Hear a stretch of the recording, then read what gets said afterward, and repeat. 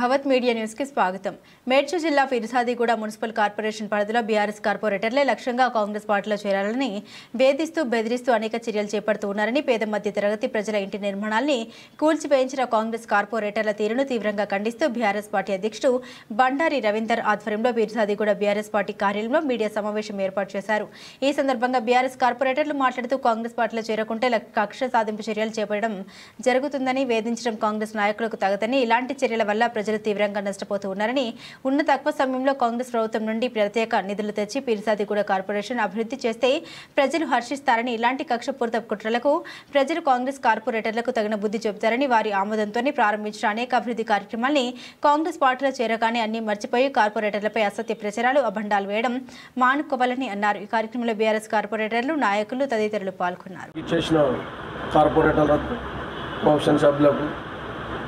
పత్రికా మిత్రులకు, మీడియా మిత్రులకు, పార్టీ నాయకులకు అందరికి పేరు పేరున నా ధన్యవాదాలు.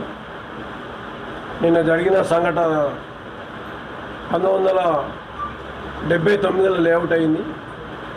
1979లో లేఅవుట్ అయ్యి 1911లో ఎల్ఆర్ఎస్ కూడా అయింది. అవి చూసి నేను కార్పొరేటర్గా నేను బిజినెస్ చేస్తా, రియల్ ఎస్టేట్, ఇట్లా 2000 గదాలు అమ్మేది ఉంది బిడ్డ అంటే అదే రామదాస్ గౌడ్ దగ్గర పోయి నేను మాట్లాడి ఆ సందర్భంలో కూడా కార్పొరేటర్లు అందరూ అడగడం జరిగింది. మరి రామదాస్ గౌడ్ 2000 గదాలు తీసుకుంటారంటే మా దగ్గర లేవు.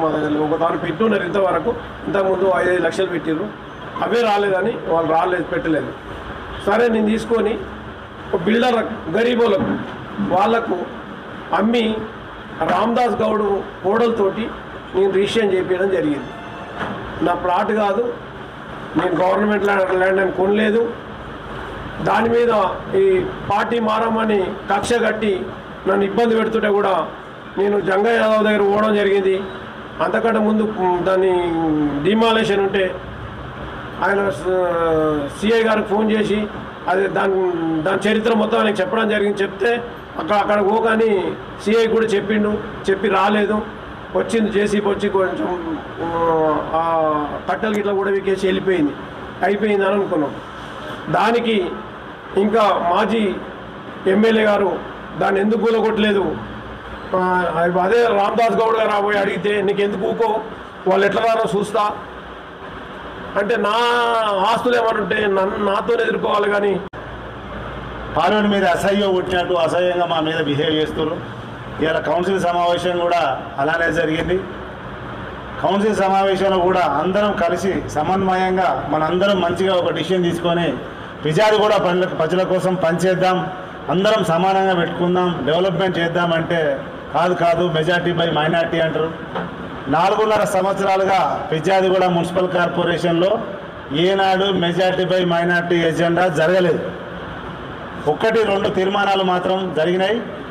లక్షల వందల తీర్మానాలు డైరెక్ట్గా మా అందరం మూకుమ్మడిగా జరగడం జరిగింది. ఇవాళ కూడా అలా చేసుకుందామంటే మాది కాంగ్రెస్, మీ బీఆర్ఎస్ అలా కాదు, మైనార్టీ మెజార్టీ అంటారు. నిన్నటిదాకా మా బీఆర్ఎస్ పార్టీలో ఉండి, నిన్నటిదాకా మాతో నుండి బీఆర్ఎస్ పార్టీ మీద గెలిచి కండువ మారగానే మొత్తం బుద్ధులు మారిపోయింది. మా లొసుగులే మాకు చెప్పే కాడికి వచ్చింది. జరిగిపోయిన లొసుగులన్నీ వాళ్ళు మర్చిపోయారు. వాళ్ళు అన్యాయంగా, అన్యాయంగా జమ చేసిన ఆస్తులను గురించి మాట్లాడతలేరు. ఈరోజు వాళ్ళకి చెప్పాలంటే 1,90,000 ఉన్నాయి.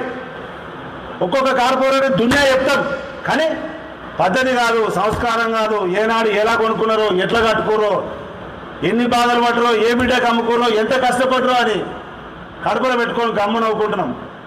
నిజాయితీగా, ధర్మంగా ఇవాళ కొనుక్కొని మేము మధ్యవర్తిత్వం వహించిన ప్లాట్లను కాదు గవర్నమెంట్ సీలింగ్.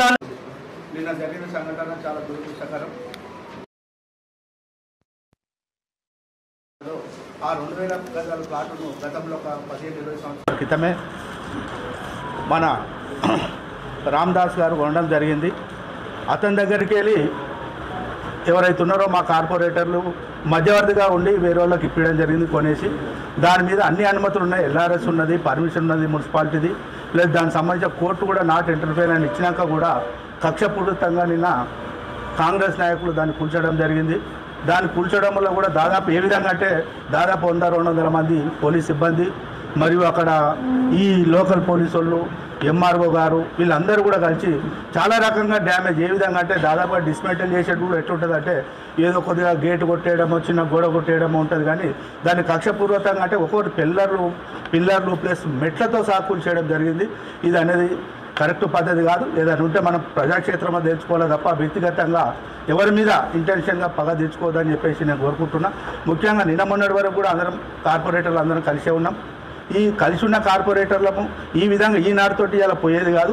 ఏదైతే ఉన్నదో ఇలా ఉన్న 26 కార్పొరేటర్లను కూడా దాదాపుగా మేము రియల్ ఎస్టేట్ చేసే వ్యక్తులమే. కాబట్టి ఎవరికి డ్యామేజ్ చేసినా ప్రతి ఒక్కరు డ్యామేజే. నీ మీద నేను, నా మీద నువ్వు.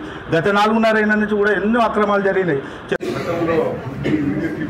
పేపర్లో రాసి 4.5 సంవత్సరాలు విజయనగరం మున్సిపల్ కార్పొరేషన్ ఎంత డెవలప్ అయిందో ఈ రోజు ఎంత డెవలప్ అయిందో తెలుసు మాకనే ఎక్కువ. ఎందుకంటే ప్రతి కార్పొరేటర్ మేము డెవలప్ చేసినాము. గతంలో కేసీఆర్ సార్ గవర్నమెంట్లో మా మాజీ మంత్రి మల్లారెడ్డి గారి ఆధ్వర్యంలో, మా కేటీఆర్ సార్ ఆధ్వర్యంలో, జగన్ వెంకటరెడ్డి గారి ఆధ్వర్యంలో మంచి పనులు చేసుకుంటూ, మంచి పార్కులు కట్టుకుంటూ, డే బై డే నీళ్ళు ఇచ్చుకుంటూ, మంచి రోడ్లు వేసుకుంటూ, ఇవన్నీ చేసుకుంటూ గతంలో బాగా వేసుకొని చెప్పుకుంటూ మేమే అందరూ తెలుసు. బేబీ అట్ రోజు రైట్ చేత పొడి చేత రోజు ఎన్నో అవార్డ్స్ తీసుకున్నాం. మున్సిపల్ కార్పొరేషన్ తెలంగాణలో మున్సిపల్ కార్పొరేషన్ అంటే ఒక మంచి పేరు తెచ్చుకున్నాం. అలాంటి మేము 26 మంది బీఆర్ఎస్ పార్టీ వాళ్ళని అందరం కలిసి వచ్చి చిన్నమండ వరకు ఉన్నది. అందరం కలిసి ఒక పద్ధతి ప్రకారం అందరం ఒక కౌన్సిల్ తీర్మానం చేసుకుని ముందుకెళ్ళి పనులు చేసి ఒక మంచి పేరు తెచ్చుకున్న నాయకులను ఈరోజు గవర్నమెంట్ మారంగానే ఇంకొక పార్టీకి వెళ్ళి ఈరోజు జగన్ వెంకటరెడ్డి గారు మంచి కాదా లేనిపోను బురదల్లి ఈయన స్వార్థం కోసం రోడ్లు వేసుకుంటూ, ఈయన స్వార్థం కోసం పనులు చేసిండు. మనం పనులు చేయడానికి ఉన్నాం. ఇంకొన్న కొంచెం టైమే. ఆ టైంలో ఎస్ఎండిపి వర్క్లో 110 కోట్లు శాంక్షన్ చేసి ఈరోజు పని అయిపోయింది. పెద్ద వర్షాలు వస్తే చాలా ఇబ్బందికరంగా ఉంటుంది. అన్ని ఖాళీలు మునిగిపోతాయి. ఇది కూడా రోడ్డు పెద్ద రోడ్డు, ఆ రోడ్డు ఆగిపోయింది. గతంలో కేటీఆర్ గారు ఓపెన్ చేసిపోయారు. ఆ రోడ్డు తీసుకురండి. మీ గవర్నమెంట్ ఉంది, మీరు పుట్లాడి డబ్బు తీసుకురండి. ఆ డబ్బు ఇక్కడ ఉపయోగించుకున్నాం, పనులు చేద్దాం, జనాల్లో ఒక మంచి పేరు తెచ్చుకుందాం, మనకున్న సమయాన్ని ఉపయోగించుకుందాం. ఈ రోజు కదా మీరు చూస్తున్నారు 2-3 నెలల నుంచి ఎలక్షన్ కోడ్ ఉంది. మనం పనులు చేయలేకపోయాం. ఈ రోజు చేద్దాము, తీర్మానం చేసుకుని అని చేద్దామని చెప్తే this matter has been referred to the additional mandal revenue inspector and mandal surveyor of the office of inquiry report. Accordingly, the mandal surveyor demarcated the subjective land and prepared the location sketch. As per location sketch, the petitioner's land is fall under patta land. Adi patta land lo undi. Ee sketch edaithe chesiro, survey edaithe chesiro ani. Not in ceiling surface. Land bearing survey number 1 సాలాని గంజా పర్వతాపూర్ ఎన్ సిన్ఫామ్ అని చెప్పేసి కింది పేర ఇవి పత్రికా మిత్రులకు మేము ఈ లెటర్లు కూడా ఇవ్వడం జరుగుతుంది. రిట్ పిటిషన్లో గౌరవ న్యాయస్థానాన్ని తలుపు తట్టినప్పుడు ఆర్డర్ కాపీలో స్పష్టంగా తెలియజేయడం జరిగింది. Hence there shall be interim direction to respondent authorities.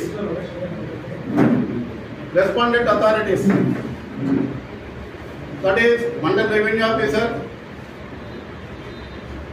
RDO and the collector garu respondent parties ki clear ga cheppడం జరిగింది.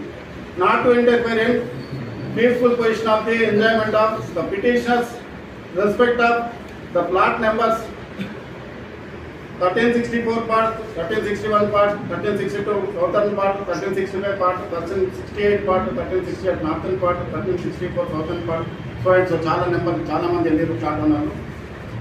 ఇంటర్ మాట ప్రస్తుతానికి తాత్కాలిక ఆ డబ్బులతో మీతో అనుకున్నాను. ఇదే కార్యక్రమం పెట్టుకున్నారు. దయచేసి మీడియా మిత్రులు అందరూ కూడా మీరు ఇదొక ముఖ్యమైన పాయింట్ మీరు ఆలోచించాల్సింది. అసలు ఈ 350 ఎకరాల సాలార్జింగ్ కంచె వెనుక 100 కోట్ల స్కామ్ దాగింది. ఒక 100 కోట్ల స్కామ్ దాగింది. దయచేసి మీడియా మిత్రులు మీరు వెలికి తీయాల్సిందిగా మిమ్మల్ని అందరినీ కూడా కోరుతా ఉన్నాం. ఎక్కడ 100 కోట్ల స్కామ్ ఉంది అనేది మీరు అడగొచ్చు. బరబ్బర్ ఉంది. సీలింగ్ అని చెప్పి అదని చెప్పి ఇదని చెప్పి దాంట్లో కొంత భూమిని సీలింగ్ పేరుతో తీసుకుని అగ్గోసగ్గకు రిజిస్ట్రేషన్ చేసుకుని రకరకాల చేసే ప్రయత్నం చేస్తున్నారు. ఇది ఎవ్వరూ కాదు, ఇప్పుడు మేయర్గా పదవిని ఆశపడుతున్నటువంటి అమర్ సింగ్ గారు ఈ యొక్క ప్రయత్నంలో వారి మామగారు మాజీ ఎమ్మెల్యే సుధీర్ రెడ్డి గారి యొక్క ఆధ్వర్యంలో నడుస్తున్నటువంటి ఒక భారీ స్కెచ్ ఇది. అసలు అమర్ సింగ్ కుటుంబమే కదా, వారి తాత తండ్రి వారే కదా ఈ భూములు 350 ఎకరాలకు సంబంధించినటువంటి కార్యక్రమాలు చేసింది. ఆ తర్వాతనే కదా ఎంపీటీసీ నుంచి ఎంపీపీ నుంచి ఇప్పుడు కోఆప్షన్ సభ్యుల నుంచి బి కాంగ్రెస్ పార్టీలో ఉన్నటువంటి రామదాస్ గౌడ్ గారే కదా.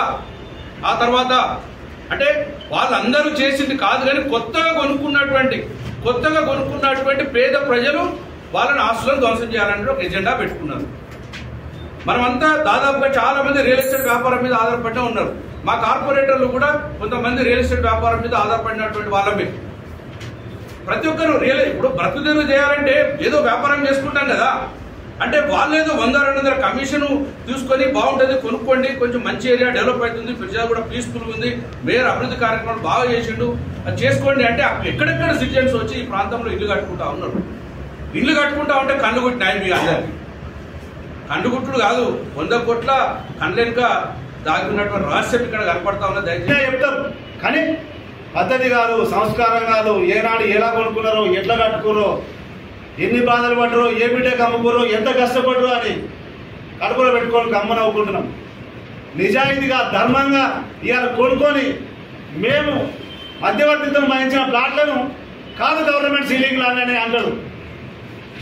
అమర్ సింగ్ అనేటోడు అనే కుటుంబంలో ఉన్న భూమిని తన తాత మా చిన్నాయన కలిసి అమ్మితే 99 కొనుక్కున్నారు గోపాల్ రెడ్డి వారు. 99 తర్వాత రామదాస్ గారు కొనుక్కున్నారు 2011-6లో. 2011లో ఎంఆర్ఓ గారు నో అబ్జెక్షన్ ఇచ్చాడు. 2011 8 మంత్లో ఎల్ఆర్ఎస్ వచ్చింది. తర్వాత మేము డాక్యుమెంట్ వెరిఫికేషన్ చేసిన తర్వాత ఎవరు నువ్వు చూసినా నేను చూసినా ప్రతి ఒక్కరు ఇలా రియల్ ఎస్టేట్ చేసిన డాక్యుమెంట్ చూసే కొంటాడు. పక్కడబందిగా డాక్యుమెంట్ ఉండి, పక్కడబందిగా ఎల్ఆర్ఎస్ ఉండి, పక్కడబందిగా రెవెన్యూ రికార్డ్ నో అబ్జెక్షన్ ఉండి, పక్కడబందిగా అన్ని పేపర్లు ఉన్న తర్వాత బాధ్యత కొని మధ్యవర్తిత్వం వహించి ఒక గరీబ్ బిడ్డకి ఇప్పిస్తే ఇలా కాదనంటారా? ఫస్ట్ అమర్ సింగ్ గారి ఫ్యామిలీని ఏమని చేయాలి, ఫస్ట్ వాళ్ళని రిమాండ్ చేయాలి, తర్వాత రామదాస్ రిమాండ్ చేయాలి. మధ్యవర్తి మమ్మల్నా గరీబులనా? ధర్మాన్ని మాట్లాడి అధర్మంగా మాట్లాడితే తన నోట్ల తనే పోసుకున్న కాడికి వస్తుంది, టైం వస్తుంది. భగవంతుడు ఉన్నాడు. నువ్వు చేసిన మీ సాధారణ కంచెలో మీ తాతలు చేసిన అన్యాయం ఇలా సత్యనాపురంలో ఒక మా గారు మైనాకమైన అధ్యక్షుని దాకా 2 ఏళ్ళు అధ్యక్షుని చేసిండు దగ్గర దయాకర్ రెడ్డి. నిన్న అంటాడు 1 survey number, 2 survey number, 3 survey number press meet పెడతాడు. నువ్వు లేవండి అధ్యక్షుడు 2 ఏళ్ళు, నువ్వు బిజాజీలో లేవా? ఏం చేస్తున్నావు మరి? ఏళ్ళ తరబడి ఏం చేస్తున్నావు మరి? ఒక బాధ్యత మాట్లాడితే పెద్ద మనిషి ఇంకా మాట్లాడాలి, ధర్మం మాట్లాడాలి. ఎక్కడ పడితే అక్కడ మాట్లాడతారండి. ఇవాళ దయాకర్ రెడ్డికి 2 ఎకరాలే గుర్తొచ్చింది. ధర్మం చెప్పాలంటే 18 ఎకరాల 2 ఎకరాలు మాత్రమే జగన్నాథ్ సింగ్ వాళ్ళు అమ్మారు. అమర్ సింగ్ కుటుంబం ధర్మంగానే అమ్మారు.